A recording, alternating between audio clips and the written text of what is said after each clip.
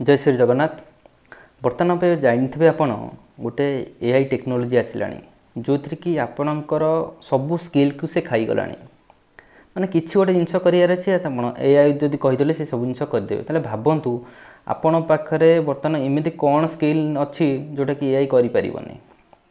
बुझिपार आपड़ जहाँ कले एआई करदे माने से आगामी दिन में बहुत सारा जॉब माने भावी आप जॉब रू बाहर जाए जॉब ही रही सब ए ही करदेव तो आप करेंगे कौन